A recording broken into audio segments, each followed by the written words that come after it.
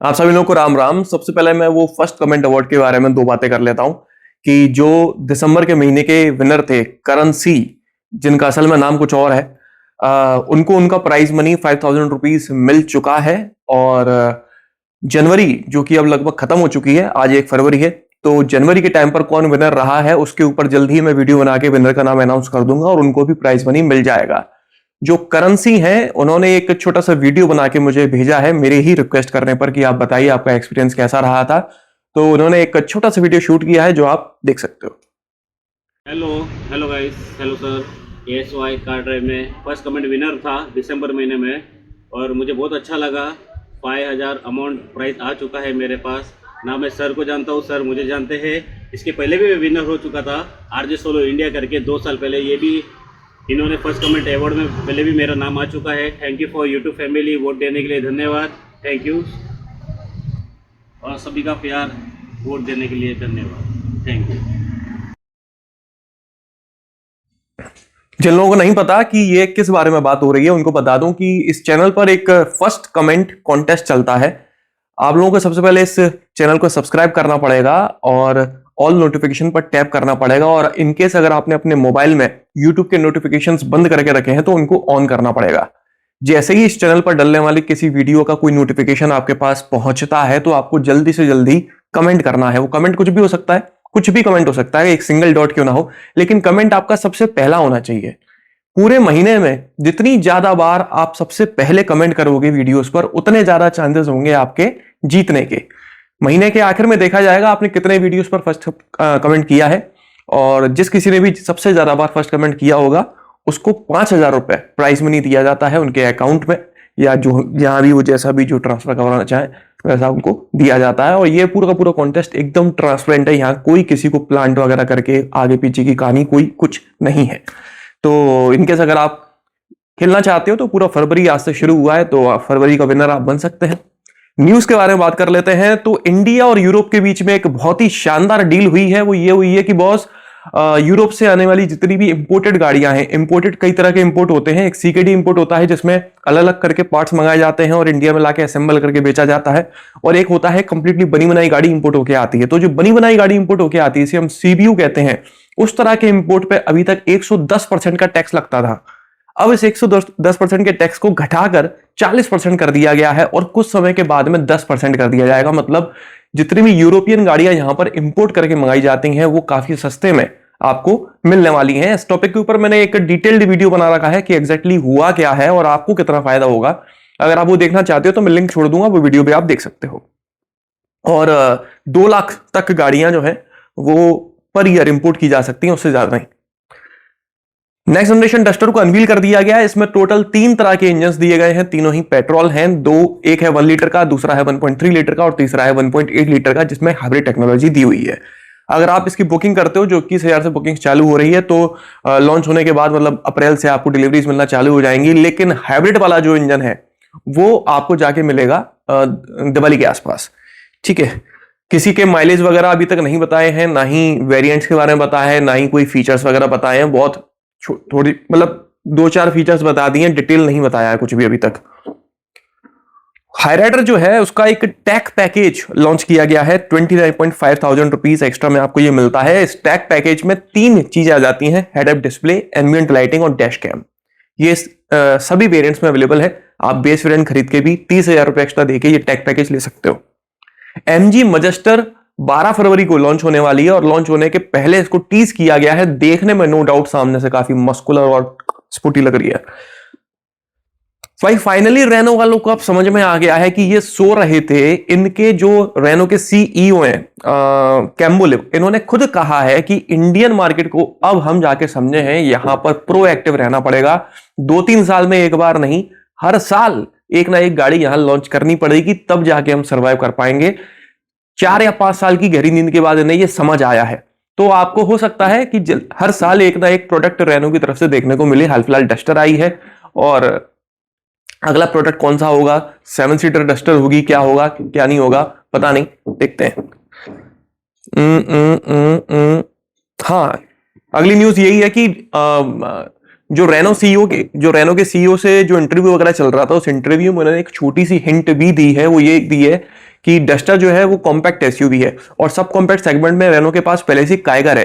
Kiger की ही segment में ये लोग एक और गाड़ी लॉन्च करने वाले हैं जो डस्टर से इंस्पायर्ड होगी, मिनी डस्टर। अब इसका नाम क्या होगा नहीं पता, डिटेल्स क्या है नहीं पता, लेकिन ऐसा हिंट किया है कि उस सेगमेंट में एक और गाड़ी मार्केट में आने वाली है। और जिस तरह का मार्केट हमारा चल रहा है फुली लोडेड फीचर्स वाली धांसू गाड़ियां, वैसा ही कुछ ये प्रोडक्ट इंडिया में लाने वाले हैं। कब तक आएगा ये मिनी डस्टर पता नहीं। स्कॉर्पियो एन के फेसलिफ्ट को देखा गया है, देखा पहले भी जा चुका है लेकिन इंटीरियर को अभी तक नहीं देखा गया था। तो एक्सटीरियर में आपको बहुत कम चेंजेस देखने को मिलने वाले हैं। वो जनरल चेंजेस जो होते हैं ना, ग्रिल बदल दी, हेडपम्प बदल दिया, हेडपम्प बोल रहा हूँ, हेडलैम्प बदल दिया, और आगे का बम्पर पीछे का बम्पर थोड़ा बहुत ऊपर नीचे कर दिया। इंटीरियर में कुछ नहीं किया, लेकिन यहां उल्टा होने वाला है। एक्सटीरियर में बहुत कम चेंजेस मिलेंगे आपको देखने को, और इंटीरियर में आपको जो डैशबोर्ड का लेआउट है वो चेंज होने वाला है, खासकर इसका इंफोटेनमेंट सिस्टम। पहले से बड़ी टच स्क्रीन मिलेगी, मल्टी इंफॉर्मेशन डिस्प्ले में भी आपको पहले से बड़ी टच स्क्रीन मिलेगी। अभी आपने एक रील देखी होगी, BE6 हाईवे पर लाल रंग की एक BE6 है, उसमें आग लग जाती है। तो उस आग लगने को लेकर महिंद्रा वालों ने ऑफिशियली स्टेटमेंट पास किया है कि पूरी मतलब उनने जांच वगैरह करके ये पाया है कि ये जो ड्राइविंग कर रहा था ना बंदा, उसकी गलती और उसके इग्नोरेंस की वजह से आग लगी है। असल में हुआ ये कि पिछले वाले टायर में हवा नहीं थी, वो टायर पंचर था, और वो बंदा 10 मिनट से लगातार उस गाड़ी को पंचर होने के बावजूद चला रहा था। लगातार गाड़ी वार्न कर रही थी कि टायर जो है वो डिफ्लेटेड है। जो सेफ्टी फीचर्स काम करने चाहिए थे, ट्रैक्शन कंट्रोल सिस्टम वगैरह, इलेक्ट्रॉनिक स्टेबिलिटी प्रोग्राम गाड़ी को स्टेबल बनाने के लिए, वो काम कर रहे थे। आग लगने के बाद भी जो बैटरी थी गाड़ी की, वहां किसी तरह का कोई हार्म नहीं हुआ है। सारी बिल्डिंग आज ही बना देगा, नहीं हुआ है, शांत भी हो गया। तो कुल मिला के यह है कि गाड़ी में कहीं कोई प्रॉब्लम नहीं थी, उस बंदे की इग्नोरेंस की वजह से ये आग लगी थी। गाड़ी में प्रॉब्लम नहीं है, तो अगर आप खरीदना चाह रहे हो इनकेस, तो कोई इश्यू नहीं, खरीद सकते हो। BMW X330 X-Drive M Sport Pro, यार क्या नाम है इसका, X330 X-Drive M Sport Pro। ये तो बोलते बोलते अगले साल आ जाएगा। 16 फरवरी को ये लॉन्च होने वाली है, और प्री बुकिंग्स इस गाड़ी की चालू हो चुकी हैं। अगर आप इसे खरीदना चाहते हो तो खरीद सकते हो। Volkswagen Tayron R Line launch नहीं हुई है, रिवील की गई है। एक तो आप गाड़ी है ना CKD करके मंगा रहे हो, उसमें भी इतना ज्यादा झामा बना रहे हो जैसे पता नहीं क्या ही तिलिस्मी लॉन्च कर रहे होगे, और मुझे समझ नहीं आ रहा कि अब CKD क्यों कर रहे हो, अब तो CBU ही कर लो। मार्च तक ये गाड़ी लॉन्च होगी। अभी सब जो कुछ लोग बाग हैं वो खेल रहे हैं इस गाड़ी से। Citroen ने अपनी बेसाल्ट, एयरक्रॉस और C3 के प्राइसेस को इंक्रीज कर दिया है। 20,000 रुपीज तक ये गाड़ियां महंगी मिलने लगी हैं। नेक्स्ट जनरेशन क्रेटा को पहली बार टेस्ट करते हुए देखा गया है। ये पहले से बड़ी होने वाली है, K3 प्लेटफॉर्म के ऊपर आएगी, और इंटीरियर वगैरह भी इसका देखा गया है, रियर का भी और आगे का भी, लेकिन वो इतना ज्यादा ढका हुआ है कि भाई कुछ नया नहीं आ रहा है। मतलब सोफे के ऊपर आप कपड़ा डाल दो वैसे इंटीरियर लग रहा है, अभी तो क्या ही को उसमें, पीछे की सीट जैसी होती है वैसी ही है, वेंट्स वगैरह नजर आ रहे हैं, तो ऐसा कुछ खास नजर नहीं आ रहा। बाहर से आप है ना सब कुछ ढके होने के बावजूद भी बता सकते हो कि ये क्रेटा है। तो जो बेसिक डिजाइन लेआउट है ना, वो अभी भी क्रेटा वाला पैटर्न है, एकदम सब कुछ बदला नहीं है। आगे बढ़े तो एक्स्टर के फेसलिफ्ट को भी पहली बार टेस्ट करते हुए देखा गया है। जैसे कि मैंने आप लोगों को बताया था कि हुंडई 2030 के पहले पहले काफी सारी गाड़ियां लॉन्च करने वाला है, जिनमें से एक मैंने आपको बता दी, ये नेक्स्ट जनरेशन क्रेटा, और दूसरी ये एक्स्टर का फेसलिफ्ट। फेसलिफ्ट तो है ना एक्स्टर का इसी साल आ जाएगा। चेंजेस इसमें काफी हल्के फुल्के मिलने वाले हैं आपको एक्सटीरियर में। इंटीरियर में वही टच स्क्रीन वगैरह थोड़ी पहले से बड़ी वगैरह, वो वेन्यू वाले चेंजेस जो है वो इसमें देखने को मिलेंगे। टेस्ला अपने मॉडल X और मॉडल S इन दोनों के प्रोडक्शन को बंद करने वाला है अगले क्वार्टर से, क्योंकि इनके प्रोडक्शन की जगह जो ह्यूमनॉइड रोबोट्स हैं उनका प्रोडक्शन किया जाएगा। ऐसा नहीं है कि टेस्ला गाड़ियां बनाना बंद कर रहा है, सिर्फ ये 2 मॉडल्स को बनाना बंद कर रहा है, बाकी जो मॉडल्स इसके बनते रहेंगे, बिस्ते रहेंगे। मर्सिडीज S क्लास के फेसलिफ्ट को रिवील किया गया है, ये इस साल के आखिर तक लॉन्च हो जाएगी। इस गाड़ी में 7 स्क्रीन मिलती हैं भाई, क्या करोगे इतनी स्क्रीन का। 13.1 की 1 इंच की 2 स्क्रीन है पीछे, 12.3 इंच की 2 स्क्रीन है आगे, और 14.4 इंच की एक स्क्रीन है बीच में आगे की तरफ। तो ये तो 5 हुई, बाकी 2 कहां है पता नहीं भाई, बाकी 2 कहां है। कोई बटन नहीं है गाड़ी में, सब कुछ टच स्क्रीन पर है। बीच वाली जो स्क्रीन है ना 14.5 इंच की, वो गाड़ी का दिमाग है पूरा, वहीं से पूरी गाड़ी कंट्रोल कर सकते हो A to Z। AI powered है, और इसका जो एडास है वो सिर्फ वैसा वाला नहीं है, लेवल 2 वाला, उससे अपग्रेडेड है। फुल सेल्फ ड्राइविंग को ये सपोर्ट करता है। एडेप्टिव एयर सस्पेंशन और सेल्फ लेवलिंग सस्पेंशन जैसे फीचर्स भी इसमें एज ऑप्शन आपको मिलते हैं, तो काफी एडवांस गाड़ी है। मर्सिडीज वालों ने एक और चीज अनाउंस की है कि आमतौर पे आपने देखा होगा कि इलेक्ट्रिक और जो पेट्रोल डीजल वाली गाड़ियां होती हैं उनको आप बाहर से देख के बता सकते हो कि हाँ भाई ये ईवी गाड़ी है, हाँ भाई ये पेट्रोल डीजल वाली गाड़ी है। मर्सिडीज वाले ऐसा नहीं करने वाले हैं। पब्लिक ने डिमांड किया और मर्सिडीज वालों ने सुना और उन्होंने अनाउंस किया है कि हम अपनी इलेक्ट्रिक और आइस गाड़ियों में कोई डिफरेंशिएशन नहीं रखने वाले हैं, दोनों एक जैसी दिखेंगी। ये काफी अच्छी बात है। नहीं एक और नहीं, फॉक्सवैगन वाले भी एक compact SUV, sorry sub compact SUV launch करने वाले हैं 2027 तक। जैसे स्कोडा की काइलैक आती है ना, तो काइलैक के बरोबरी में फॉक्सवैगन का कोई प्रोडक्ट नहीं है, बस वही प्रोडक्ट लॉन्च होने वाला है। हो सकता है फॉक्सवैगन टेरा जो है, वो टेरा मतलब 13 वाला टेरा नहीं, टेरा TERA वाला टेरा, वो लॉन्च हो सकती है। ठीक है, काइलैक की बहन फाइनली आने वाली है। BMW i7 ने 1000 यूनिट सेल्स का माइलस्टोन अचीव किया है। मतलब आप लोग को लग रहा होगा कि भाई 1000 यूनिट्स का कोई माइलस्टोन होता है। असल में ये गाड़ी ना भाई 2 करोड़ 5 लाख से 2 करोड़ 58 लाख तक आती है, तो माइलस्टोन होता है। 1000 यूनिट बिकी है इस गाड़ी की ईवी होने के बावजूद। 101.7 किलोवाट आवर की बैटरी है, 449 bhp की पावर, और दूसरा ट्यूनअप है जो 650 bhp की पावर जनरेट करता है। ये BMW की पहली सेडान है जो इस माइलस्टोन को अचीव की है। मतलब आप समझ रहे हो, एक तो सेडान है, ऊपर से ईवी है, और फिर ऊपर से 2.5 करोड़ की आ रही है, तो 1000 यूनिट बिकना अपने आप में माइलस्टोन ही है। जीप ने भी कंफर्म किया है, ये साल लग रहा है सबके जगने का साल है। जीप ने भी कंफर्म किया है कि ये लोग 2027 तक अपने नए प्रोडक्ट्स लॉन्च करने वाले हैं। जैसे कि जो एग्जिस्टिंग गाड़ियां हैं इनकी, उनके स्पेशल एडिशंस आएंगे जो ये लोग करते रहते हैं कभी कभी बीच बीच में, और 90% लोकलाइजेशन करेंगे ये, ताकि जो नए प्रोडक्ट्स लॉन्च करेंगे उनकी प्राइसिंग थोड़ी कॉम्पिटेटिव रखी जा सके। ये इनकी 2.0 स्ट्रेटजी है। देखते हैं कौन से नए प्रोडक्ट्स आते हैं। फ्रॉन्क्स को टेस्ट करते हुए देखा गया है, लेकिन कंफ्यूजन है कि ये भाई इंडिया लॉन्च होगी या एक्सपोर्ट करने वाला मटेरियल है। फ्रॉन्क्स में all wheel drive, hybrid setup और एडास, ये तीनों चीजें देखी गई हैं। अब जो यहां पर फ्रॉन्क्स बेची जाती है उसमें ये तीनों चीजें देना मतलब इसको बहुत ज्यादा महंगा बना देना। अगर ये बहुत ज्यादा महंगी बनेगी तो उस सेगमेंट में फिर लोग दूसरे ऑप्शन पे भागेंगे। तो लॉजिकली सोच के तो लग नहीं रहा कि ये यहां लॉन्च होगी, बट देखते हैं होती नहीं होती है। हो सकता है एक्सपोर्ट करने वाला मटेरियल हो, तो बस टेस्टिंग चल रही है उसकी। जो डस्टर है नेक्स्ट जनरेशन, उसकी रोड प्रेजेंस इनकेस अगर आप देखना चाहते हो, खासकर रियर वाली, तो एक छोटा सा वीडियो है वो आप देख सकते हो। उसमें आपको रोड प्रेजेंस गाड़ी की नजर आ रही होगी कि कैसी लगती है एक्चुअली में रोड पर देखने में। ये क्रेटा या फिर सियरा जो कि अभी इस समय हाईलाइटेड गाड़ियां हैं उनसे अलग लगती है। सेल्टोस भी हाईलाइटेड है, उससे अलग लगती है या नहीं? सेल्टोस तो आप लोगों ने ऑन रोड देख ली होगी अभी तक, की नहीं देखी? सियरा वगैरह देखी किसी ने ऑन रोड वगैरह? बताओ। मतलब मैंने तो देखी है, आप लोगों ने देखी नहीं देखी? अब तो टाइम हो गया दोनों गाड़ियों को लॉन्च हो गया। क्रेटा ईवी में रेंज आपको पहले से ज्यादा मिलने लगी है। ये हुंडई वालों ने चुपचाप से अपग्रेड कर दिया है, बताया नहीं न्यूज वगैरह में किसी को।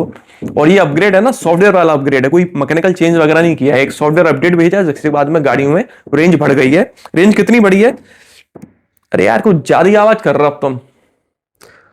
42 किलोवाट आवर की जो बैटरी है उसमें पहले 390 की रेंज थी, अब 420 किलोमीटर की मिलने लगी है। 51.4 किलोवाट आवर की जो बैटरी है उसमें 473 किलोमीटर की रेंज थी, अब 510 किलोमीटर की रेंज मिलने लगी है। साथ में दूसरा चेंज जो किया वो चेंज किया है कि ये गाड़ी अब पहले से ज्यादा और फास्ट चार्जिंग को सपोर्ट करती है। 100 किलोवाट की डीसी फास्ट चार्जिंग सपोर्ट करती है, तो अब ये 40 मिनट में 10 से 80% चार्ज हो सकती है। पहले इतना ही चार्ज होने में ये घंटा लगाती थी। तो ये दो अपडेट क्रेटा ईवी में आ गई हैं। मतलब ऐसा नहीं है कि आपके पास पुरानी वाली क्रेटा ईवी है तो आपको ये अपडेट नहीं मिलेगी, आपको भी मिल सकती है। बस एक सॉफ्टवेयर अपग्रेड आएगा और आपकी रेंज बढ़ जाएगी। ठीक है। Mahindra vision S diesel automatic mid variant को टेस्ट करते हुए देखा गया है। इसका जो डीजल भरने वाला होता है ना, उसके बगल में एडब्लू का वो होता है, कैप होती है ना, वो देखी गई है असल में। तो वहां से लॉजिक लगा के देख लो भाई कि डीजल तो आने वाली है। पेट्रोल भी आएगी, डीजल भी आएगी। यार डीजल में थोड़ा ऐसा करना यार, पावर भले ही कम दे देना लेकिन माइलेज अच्छा देना है। XUV3 जैसा कांड मत करना। इसके इंटीरियर जो है उसको देखकर ऐसा लग रहा है कि ये मिड वेरिएंट है। फीचर्स वगैरह देखकर लग रहा है मिड है, टॉप तो नहीं है। मतलब इतना कह सकते हैं टॉप नहीं है। और जो लेआउट है ना वो वही कंसेप्ट वाले से मैच कर रहा है, तो कहीं ना कहीं जो कंसेप्ट है उससे 80-90% रिजेम्बलेंस है। पेनोरामिक सनरूफ वगैरह मिलने वाली है इसमें, और जो इसका नुन्नू प्लेटफॉर्म है महिंद्रा का नया वाला NUiQ, उस प्लेटफॉर्म पर ये बेस्ड होने वाली है। इसी साल आएगी, एग्जैक्टली कब तक आएगी अभी तक कोई ऐसी खबर नहीं है। फॉक्सवैगन ने 5 गाड़ियों को लाल कपड़े में लपेटकर दिखाया है। और 2026 पीछे लिखा हुआ है, मतलब कि 2026 में 5 गाड़ी आने वाली हैं। 5 गाड़ियां कौन कौन सी हो सकती हैं? एक तो वर्टस और टाइगन की तो फेसलिफ्ट की टेस्टिंग चल रही है, तो 2 गाड़ियां तो ये हो गई, बची 3।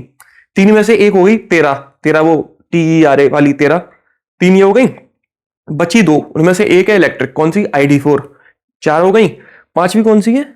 टेरॉन, सॉरी टेरॉन, ये तो भूल ही गया। अभी जो जिसकी चल रही है मुंह दिखाई, टेरॉन। तो ये 5 गाड़ियां जो है इस साल आने वाली हैं, जिनमें से मेरे ख्याल में आप लोगों को 13 का इंतजार होगा। स्लाविया के प्राइसेस को 33,000 रुपीज तक इंक्रीज कर दिया गया है।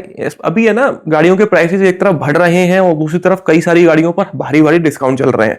भारी भारी जिन पर डिस्काउंट चल रहे हैं वो उनमें से ज्यादातर गाड़ियां 2025 मैन्युफैक्चर्ड है, और जिनके प्राइसेस बढ़ रहे हैं वो 2026 मैन्युफैक्चर्ड है।